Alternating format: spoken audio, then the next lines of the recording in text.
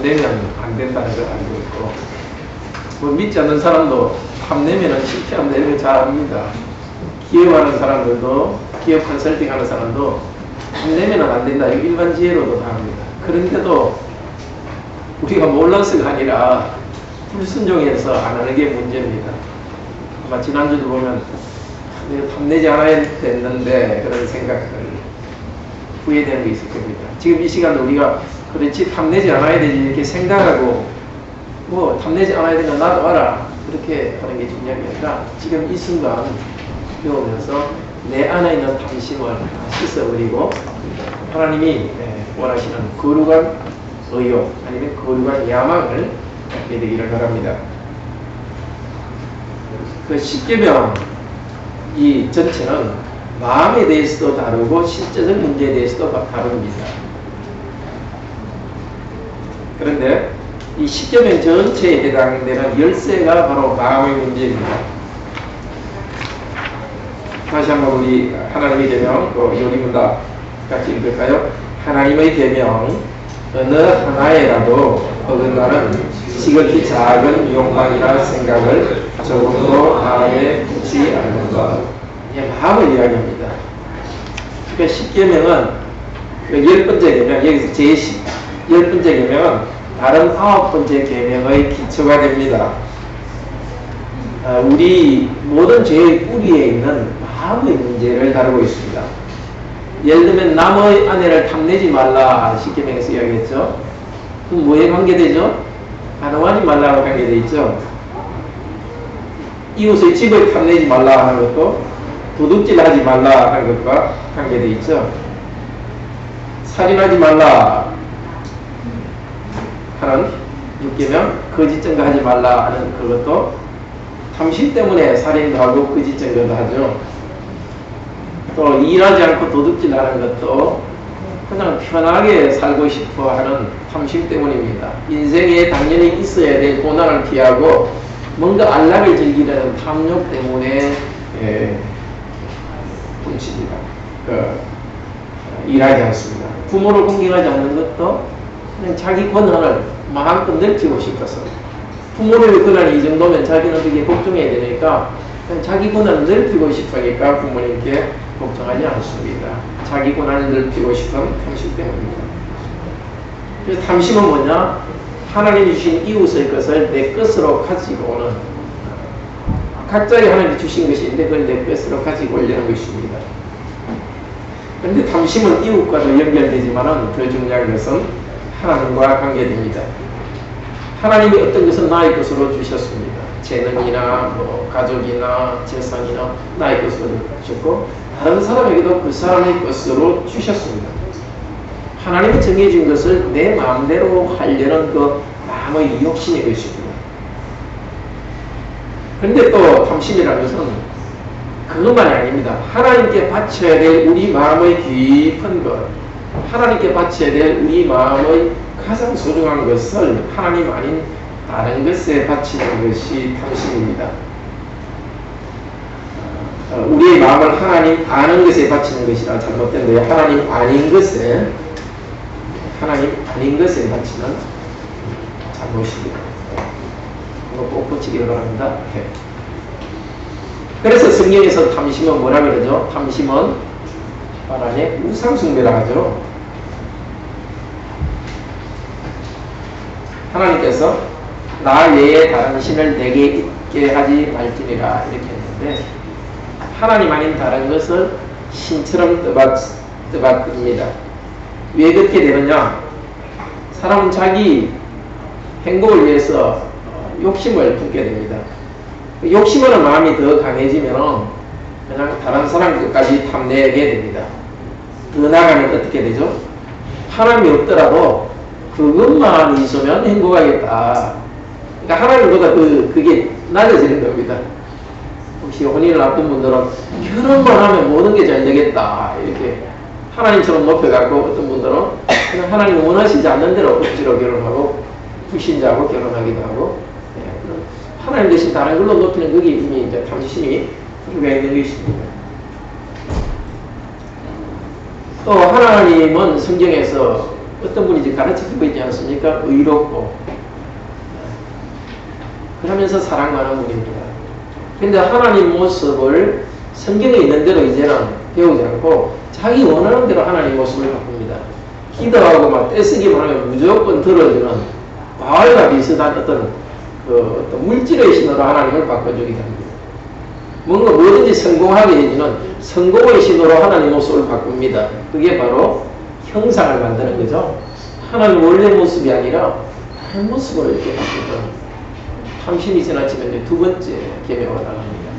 첫 번째 하나님 아닌 다른 것을 하나님 좀 높이는 것도 문제지만 두 번째도 문제입니다. 성경을 쭉 잘 읽고 교회 생활도 잘하고 열심히 기도하는데 가만히 기도하는 내용이 보면은 하나님은 참 이름은 하나님을 부르는데 성경에 나타나 있는 하나님은 아니고 자기가 멋대로 만들어낸 그런 축복의 신호로 바꿔가지고 하나님을 섬기면 그것이 두 번째 형상을 만드는 겁니다. 그러다 보면 이제 하나님 이름도 함부로 사용하고 예수님 믿는다는 건 이걸 이용해가지고 뭔가 거짓말하면서 돈을 벌기도 하고 하나님께 가볍게 하기도 이름을 가볍게 하기도 하면서 상계능을 어깁니다. 그러니까 탐심을 채우기 위해 바로 하나님의 이름을 함부로 거짓되게 부릅니다. 탐심이 자꾸 마음에 가득하니까 또 어떻게 됩니까? 하나님 너희들 걱정하지 말고 쉬어라. 일주일 6일 동안 열심히 일하고 주일은 쉬어라는데 또 성취하고 싶어가지고 돈도 많이 벌고 싶고 더 성적 올리고 싶어가지고 탐심 때문에 주일도 쉬지 못해. 심지어 예배 드리면서도 공부 안 하는 거 걱정되고 그래가지고 예배를 잘 못해. 그러니까 지금 탐심이 모든 것의 바탕에 다 들어있는 것입니다. 이웃 사랑을 못하게 하고 또 하나님 사랑도 못하게 하는 그 바탕이 되는 겁니다. 그래서 하나님께서 그 탐하는 마음을 금지하신 것입니다. 그런데 하나님께서는 탐하는 일을 금지하지만 구체적인 일에서 탐하는 행동을 하지 않도록 또 가르치고 이웃을 사랑하도록 하셨습니다. 탐심을 가지지 말라 이렇게만 하지 않고 이웃의 것을 구체적으로 나열해서 말합니다. 이웃의 집이나 아내나 자녀를 탐내지 말라 이렇게 했습니다. 우리도 구체적으로 오늘 내가 뭔가 어떤 영역에서 내가 뭔가 탐내는 영역이 있는지 어떤 것은 상당히 고상한 부분이 탐이 되기도 합니다. 성경에 읽는 것도 하나님 주신 좋은 것이지만 성경에 읽는 것을 이렇게 탐심으로 이렇게 읽을 수도 있습니다. 하나님을 절구하기보다도 뭔가 자기의 다른 것을 채우기 위해서 또 친구를 가지고 성도를 섬기는 것도 좋지만은 실제 사랑 때문에 하는 것이 아니고 자기 주위의 사람들을 많이 거느리고 싶어가지고 자기 세력을 넓히고 싶어하는 이런 마음들이 안에 있을 수 있습니다. 사탄은 종용해가지고 가장 좋은 것도 이렇게 착착 바꿀 수 있어요. 이 성도를 사랑하는 일에서 남자 성도들도 여자 성도들 참 귀하게 여기고 사랑을 표시할 수 있는데 어떤 경우는 성도 간에 참 좋은 서로에 대한 관심을 싹 틀어가지고 아주 좋지 않은 결과를 내기도 합니다. 그러니까 아주 좋은 것에도 이 탐심이 들어있다는 것을 잘 알면서 우리가 경계해야 되겠습니다. 탐심을 없애려면 사실 적극적으로 하나님이 원하신 일을 하는 겁니다. 우리가 어떤 마음속에 부정적 생각이 일어날 때도 인생이 우울하고 모든 게 부정적인 생각이 일어날 때도 부정적인 생각을 없애려고 이 생각 없애야지 하면은 그 생각에 더 빠지잖아요. 나쁜 생각 없애야지. 회개하고 그런 것도 없애야 됩니다. 그렇지만 또 다른 방면에서 하나님이 하라는 일에 내 그 욕심을 그쪽으로 갖고 놓으면은 하나님이 하라는 선한 일을 하려는 그런 그 의욕 때문에 탐심을 하려는 생각이 없어지는 거예요. 우리는 두 개 다 해야 됩니다. 교재 부분 읽겠습니다. 언제든지 우리 마음을 다하여 모든 죄를 미워하고 모든 의를 좋아하는 것. 계속해서 의를 좋아하는 쪽으로 나아갑니다. 죄는 마음에서 시작되기 때문에 그래서 하나님께서는 마음에서 그것을 맡기를 원하십니다. 그래서 하나님께서는 백성들이 십계명을 형식적으로 지키는 것이 아니라 바람에 마음으로 지키는 것을 원하십니다. 그래야 더 하나님을 사랑하는 거고 이웃에게 더 유익을 주는 것이죠. 그러니까 마음으로 하나님을 사랑하고 이웃을 사랑하기를 원하십니다. 그러니까 우리가 하나님을 사랑하는데 탐심을 잘 경계하면서 오히려 적극적으로 나아가야 되겠습니다. 혹시 나에게 탐심이 생기는 거 아닌가 이렇게 불안불안하면서 그것만 항상 체크하고 이런 것도 좋지 않죠. 딱 생각나면 하나님께 고백하고 잊어버리고 하나님 원하시는 나의 직분에 거기에 집중할 때 우리는 이길 수 있는 겁니다. 탐심과 반대되는 것이 하나님의 뜻이죠. 하나님의 의지를 내 마음에 갖고서 그 의지를 내 의지로 붙잡고 나아가는 거죠. 근데 이스라엘 백성의 광야 생활의 교훈을 보면 하나님께서는 우리들에게 탐심을 없애기 위해서 고난을 주시기도 한다는 것을 알 수 있습니다. 신명기 8장 2절에서 3절 같이 읽겠습니다.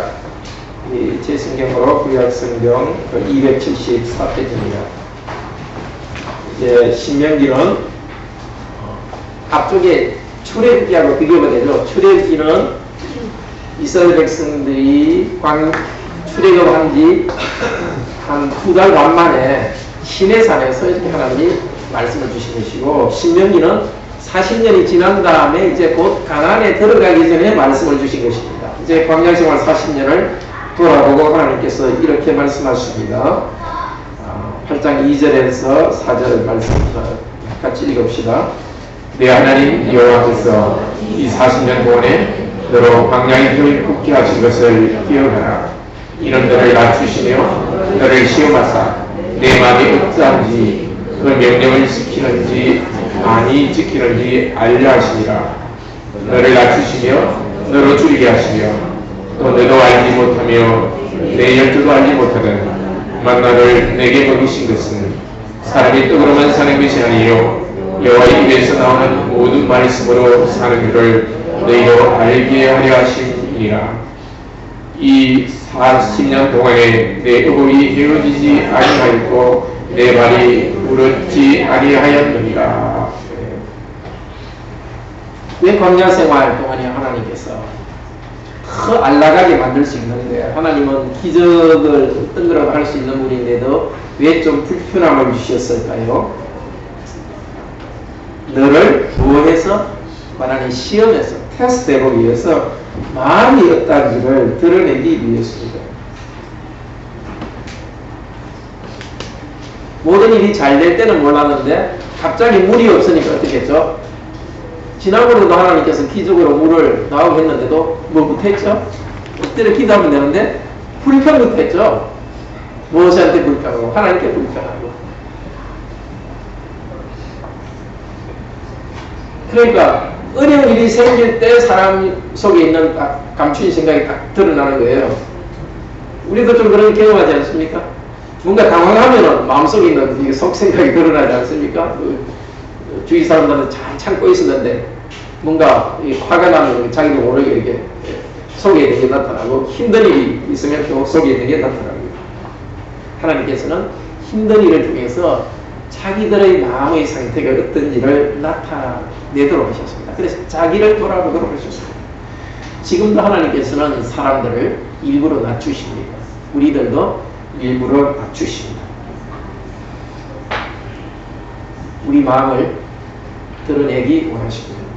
그래서 교회는 성도들이 어려움을 당할 때 무조건 괜찮습니다, 잘 될 것입니다, 이렇게 위로하는 것만 해서는 안 됩니다. 물론 위로도 해야 되지만 또 하나는 그 성도가 자기를 돌아볼 수 있도록 조금 멀리서 두고 볼 필요가 있습니다.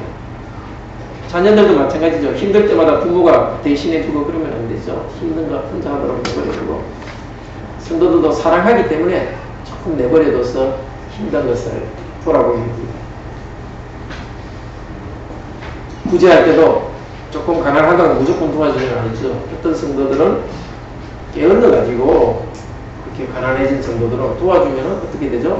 더 게으르게 만들죠. 그런 성도는 조금 더 두고 보면서 말씀으로 듣고 자기 손으로 땀 흘리는 것이 얼마나 중요한지를 가르쳐야 되고, 이렇게 결심하면은 이제 갑자기 돈이 없었으니까 자기 일을 하려고 할 때는 이제 또 재정적으로 구제해가지고 도와주는, 사람을 살리기 위해서 구제를 하는 거지 그냥 먹고 살게 하려고 구제하는 것만은 아닌 거죠.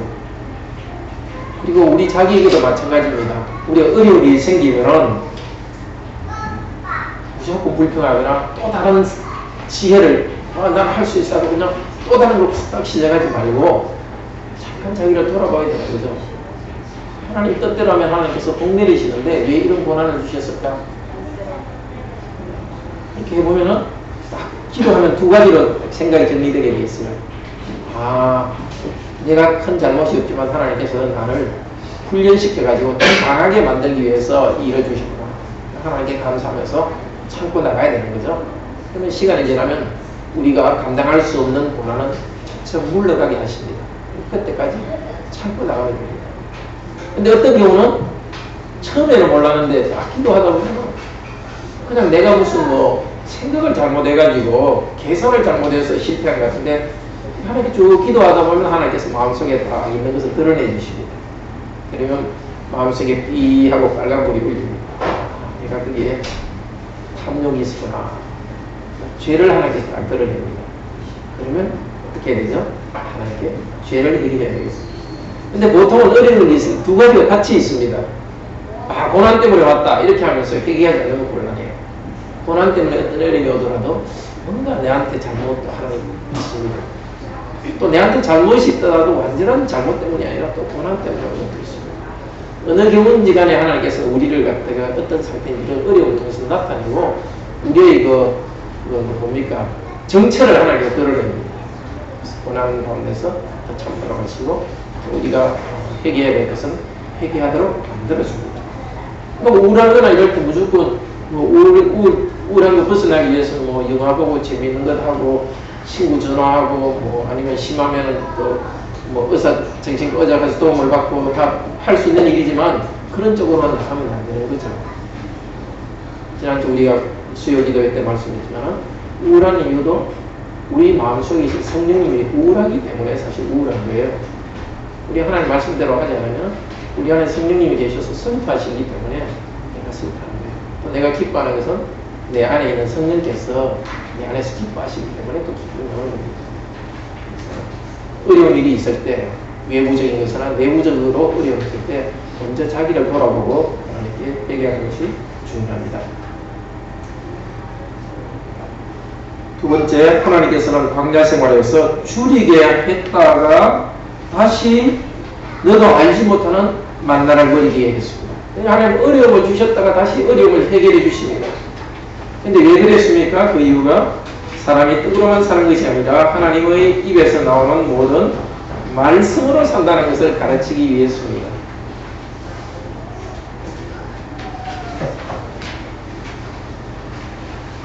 여기 말씀이라는 것은 그냥 뭐 성경 구절만 외우면 된다는 것이 아니라 하나님이 말하시면 모든 것이 이루어진다는 것, 그 하나님의 그 전능하신 섭리를 나타내죠. 뭘 가르칩니까? 광야에서 이제 이스라엘 백성들이 봐라, 네가 그렇게 힘들었지만은 내가 말씀으로 너희들에게 만나를 내리게 하지 않느냐. 그걸 통해서 뭘 가르쳐 줍니까? 하나님께서 이제는 앞으로도 이렇게 생각해야 되는 거죠. 광야에서 힘들었지만 하나님께서 이집트에서 나오게 하신 분이 하나님이니까 그 어려운 가운데서도 하나님을 믿고 신뢰하면 떡을 주신다. 먹을 것을 주신다. 마실 것을 또 주신다. 하나님께서 우리 필요를 따라 내려주신다는 것을 가르치기 위해서 광야 40년 동안 그런 어려움도 주셨고 해결도 주셨습니다. 우리에게도 지금 그걸 가르치기 원하는 겁니다. 우리 과거를 돌아보면 힘든 일에서 벗어나게 하신 것은, 기도할 때 벗어나게 하신 것은 앞으로도 하나님이 모든 것을 주관하신다는 것을 배우도록 하기 위해서입니다. 그런데도 나의 경제적인 것으로 내 생명이 유지된다. 이렇게만 생각하고 있으면 그것은 방심이 되는 거죠.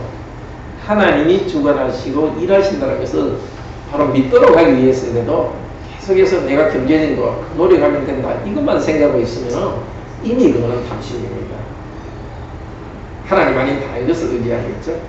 뭐 부모에게 재산을 많이 받아서 재산을 의지할 수도 있고 아니면 나는 실력이 있었으면 어떤 때라도 금방 돈 벌 수 있다. 이렇게 생각하는 것도 하나님 의지하지 않고 있는 데서 방심이 됩니다. 이스라엘 백성 생각해 보십시오. 만나는 하나님이 그러네 말씀하심으로써 왔습니다. 이스라엘 백성이 내가 너에게 주겠다 하시고 하나님이 그 만나를 내려가도록 만나를 명령하셨기 때문입니다. 또 만나를 먹었기 때문에 이스라엘 백성이 산 것도 아닙니다. 만나를 먹었지만 하나님 건강을 돌보지 않으시면 건강하지 않는 거죠. 하나님이 건강을 돌봐주시기 때문에 하나님이 은혜 주셨기 때문에 살았습니다. 마찬가지입니다. 내가 좋은 거 먹고 모든 환경이 좋다 하더라도 하나님께서 계속 은혜 주시지 않으면 우리는 그 복으로 누릴 수 없습니다. 그래서 하나님을 의지해야 되고 그래서 조금이라도 탐심을 버려야 되는 것입니다. 또 말씀으로 산다는 것은 하나님이 말씀으로 하나님 능력으로 먹을 것만 준다는 뜻이 아니라 쉽게 된 말씀 그 말씀을 잘 지킬 때 하나님께서 우리에게 참 복을 주신다는 겁니다. 물질적 복도 주실 것이요 또 참된 영적 생명을 주십니다. 그런데 구약 성도 중에서 여호와는 나의 기업이다. 물질이 아니라 여호와께서 나의 기업이다 하고 찬송하는 성도가 있습니다. 하나님의 은혜로 산다는 것을 고백한 성도의 시가 시편 16편입니다. 시편 16편 찾아보겠습니다. 제가 있는 성경으로 구약 811페이지입니다.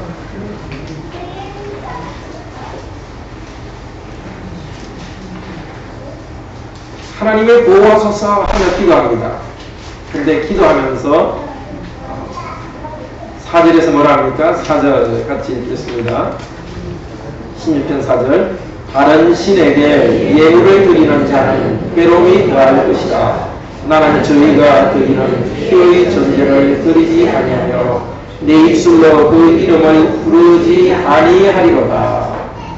이 성도는 다른 신에게 예물을 드리는 자, 그러니까 우상을 섬기는 자는 괴로움이 더할 것이다. 이 괴로움이라는 단어는 아담과 하와가 타락했을 때 너가 이제 땀을 흘려야 수고해 먹고 살 것이고 그때 수고하고 좀 같은 말입니다. 또 하와에게 너는 이제 죄를 지었으니까 고통스럽게 자녀를 출산할 것이다. 그것과 같은 말입니다. 그리고 우상에 대해서도 쓰는 말입니다. 이 성경은 괴롭다는 말을 우상 숭배하는 것과 또 먹고 살고 자녀 양육하는데 괴로움이 있는 것 그게 같이 쓰이고 있습니다. 하나님이 아닌 다른 것을 섬기면 잘 될 것 같은데 하나님도 섬기지 않고 그냥 내 욕심을 채우기 위해서 열심히 일만 하면 잘 될 것 같은데 결국은 괴로움만 더 생긴다. 먹고 사는 일에도 괴로움이 생길 것이요 다른 생활에도 괴로움이 더 생길 것이라고 고백합니다. 그러면서 오직 하나님께 예배하는 것을 자기는 계속하려고 합니다. 그리고 5절 읽겠습니다. 여호와는 나의 산업과 나의 자녀의 소득이시니 나의 분깃을 지키시나이다. 여기 산업, 소득, 분깃, 또 6절에 나오는 기업, 줄로 지어진 구역 표현은 다르지만 다 같은 뜻입니다. 하나님께서 나에게 줄로 지어서 우리 가정에 나누어 주신 것을 말합니다. 교재 부분 2번 여호와를 나의 기업으로 만족합니다. 이게 네 번째 줄 하나님이 주신 땅과 거기에서 나오는 소득을 이렇게 말합니다. 성도는 하나님이 주신 포도를 즐거워합니다. 그렇지만은 무엇을 더 즐거워합니까?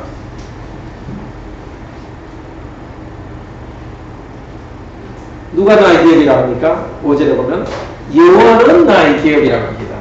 내가 지금 땅을 가지고 있는데 이 땅을 통해서 내가 경제적으로 번성하는 기업이 아니라 여호와 당신이 나의 기업이라고 합니다. 바로 안에 여호와가 자신의 기업이라고 합니다. 물질적 축복보다도 축복을 주신 하나님이 더 영원한 상속지가 되는 겁니다. 우리 신앙생활이 정말 중요한 겁니다. 하나님이 복을 주시는데 그 복보다는 하나님을 더 좋아하고 사랑하는 것이 당연히 돼야 될 일이고 그럴 때 하나님께서 계속적으로 복을 주는 겁니다. 많은 사람들이 하나님이 복 주셔가지고 물질도 많아지고 재정도 모든 면에 잘 됐는데 조금 지나다 보면은 그 복 그 자체가 하나님인 것처럼 공은 꼭 자꾸 하나님을 잊어버리니까 결국 인생이 참 오히려 괴롭게 되는 경우들이 있습니다. 그리고 뭐라 그러니까 내게 줄로 지어진 구역은 아름다운 곳이 있으며 6절에 말합니다. 내게 줄로 지어진 구역을 바람에 아름답다고 말합니다. 내가 보는 땅이 옆집 사람 땅보다 더 좋아서 그렇게 말하는 건 아닙니다. 이 시는 모든 성도들이 이 시로서 하나님을 찬양하고 감사했습니다. 이스라엘 백성 중에 뭐 그냥 객관적으로 따지면 어떤 사람은 아주 물이 좋은 곳에 한번 좋은 땅을 제비 뽑아서 그쪽에 얻은 사람도 있고, 어떤 사람은 저 척박한 산골짜기 땅을 받은 사람도 있지만, 경건한 성도, 경건한 모든 성도는 하나님이 내게 주신 곳이 가장 아름답다고 이야기합니다. 왜 그렇습니까? 하나님이 좋으신 분이니까, 하나님이 아름다운 분이시니까, 우선보기는 별로 안 좋아 보이더라도 하나님에 대한 신뢰 때문에 아름답다고 고백하고 나갑니다. 몇 주 전에 본인에 대해서 배울 때 하나님이 나한테 주신 배우자가 제일 아름다운 거죠. 저 안경은 그렇게 좋지 않습니다만 아무리 뭐 100만원짜리 안경 누가 가져오더라도 저는 그 안경 안 쓰죠. 나한테 잘 맞은 안경, 나에게 주신 물질이나 배우자나 가족도 하나님이 주셨기 때문에 이런 마음을 계속 가지고 나아가는 것이, 하나님께 예배하면 이런 찬송을 부르면서 우리가 탐심을 없애는 겁니다. 자연적으로 우리는 계속해서 진짜 옆집 아내가 옆집 남편이 더 좋아 보이는데, 옆집 애들이 더 좋아 보이는데, 그 직업이 더 좋아 보이는데, 계속 그 사람 보식이 더 좋아 보이는데, 계속 그런 생각이 일어납니다. 그것을 이기는 일은 하나님께 경배하면서 하나님께서 나한테 주신 것이기 때문에 아름답다 하면서 탐심을 이기는 것입니다. 자, 그것 때문에 어떻게 됩니까? 3절에 보면은 땅에 있는 성도는 존귀한 자니 나의 모든 즐거움이 주에게 있도다. 교재 3번 함께 기업을 이루는 성도들을 사랑합니다. 땅에 있는 바람에 성도는 존귀한 자. 다른 성도를 사랑하게 됩니다. 하나님을 사랑하기 때문에 함께 예배드리는 성도가 조금 더 교양이 있어 보이면 좋겠는데, 교양 없는 사람은 우리 교회 안 왔으면 좋겠는데, 혹시 이런 유혹이 생길지도 모르지만, 그러나 하나님께서 같은 하나님을 함께 경배하기 때문에 그 성도를 사랑하고 존귀히 여깁니다. 귀한 일입니다.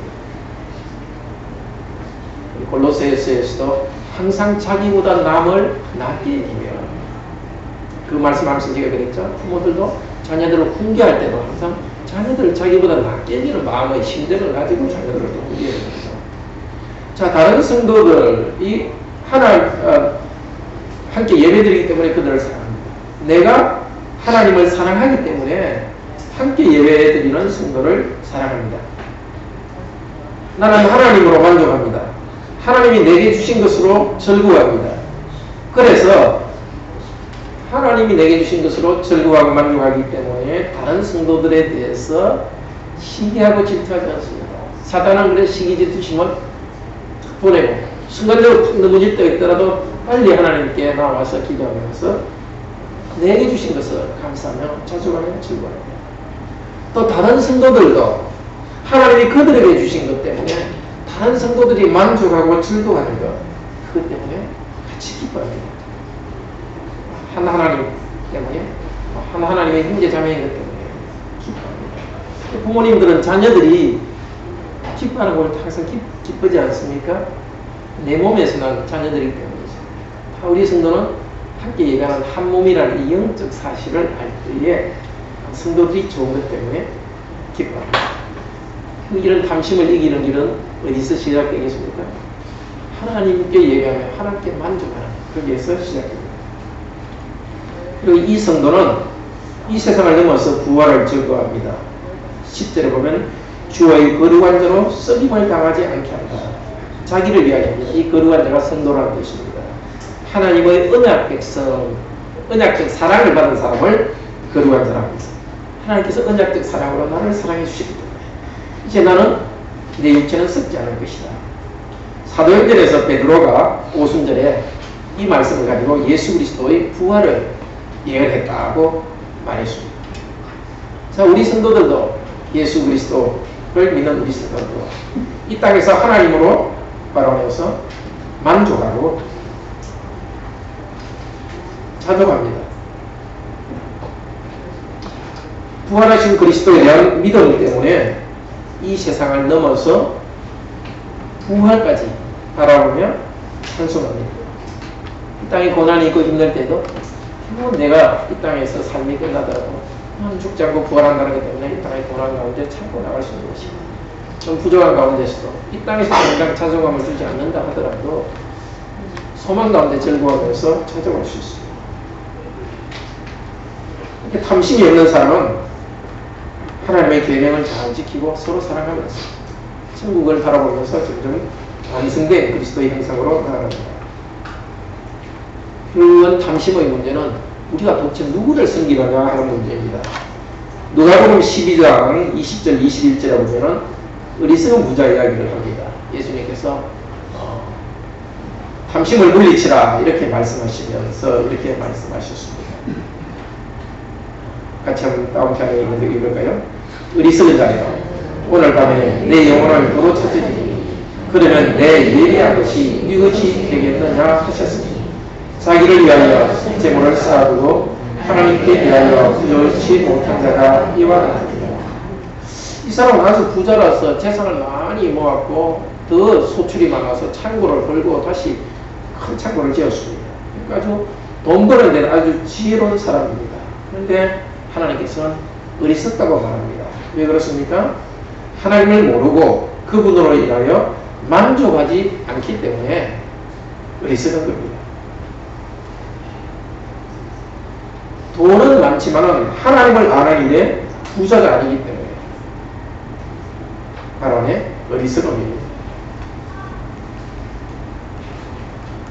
실제로도 그렇죠. 많이 가지고 있지만 하나님 알고 마음이 편한 게 없으면 많이 가지도 귀찮아요. 부족하더라도 하나님 알고 그럴 때는 작은 것을 향유할 수 있습니다. 즐길 수 있습니다. 자, 예수님께서 말씀하셨습니다. 하나님과 재물을 겸하여 섬길 수 없다. 자, 이걸 잘못 이해해가지고 그리스도인이 열심히 노력해서 돈 많이 버는 건 잘못이다. 그렇게 이해해서는 안 돼요. 성김에 관한 문제예요. 우리는 열심히 일해서 돈을 벌어야 돼요. 그래서 섬기는 일에 대해서는 돈과 하나님을 동시에 섬길 수 없습니다. 중간점이 있더라도 안 됩니다. 하나님 나만 섬기라고 말씀하십니다. 중간점이 있는 것도 하나님 개발하는 것입니다. 하나님으로 만족하고 탐심이라는 우상을 버립시다. 하나님께로 가까이 가고 하나님께로 가까이 가고 이웃도 사랑하는 것, 이게 참 행복 아닙니까? 탐심 때문에 계속 하나님께 예배도 안 하고 마음 하나님을 높이지도 않고 불안하고 이웃 잘 되는 거 볼 때마다 항상 시기 질투 때문에 마음이 괴롭고 그 불행하지 않습니까? 하나님께서는 하나님께 가까이 가고 이웃도 사랑하면서 참 행복을 누리도록 하기 위해서 우리가 참 행복을 누리도록 하기 위해서 참하지 말라는 것입니다. 하나님을 섬겨야 되고 이웃도 사랑하는 그런 은혜가 있습니다. 참하자. 높은 저원에서 우리 자신이 참 행복합니다. 기도하겠습니다. 탐내지 말라 하셨는데 하나님 저희들은 계속 들어도 마음에 탐심이 일어납니다. 그런 줄 아시고 우리에게 반복해서 어떻게 보면 귀에 참 귀가 따갑도록 계속해서 탐내지 말라고 이야기하십니다. 탐내지 않는 것은 오직 하나님을 하나님으로 경배하고 즐거워하고 하나님이 나에게 주신 것을 즐거워하는 것입니다. 그 때문에 이웃에게 주신 좋은 것도 하나님이 주셨기 때문에 즐거워하는 것입니다. 우리에게 참 진정한 행복을 하나님께서 주기를 원하십니다. 이 행복, 우리 자신도 행복하고 또 하나님께 영광을 드리고 이웃을 참 사랑하기 위해서 계속해서 기도 가운데 자기를 돌아보고 탐심을 버리면서 점점 만족하는 사람들이 도우소서. 주 예수 그리스도 이름으로 기도드립니다. 아멘.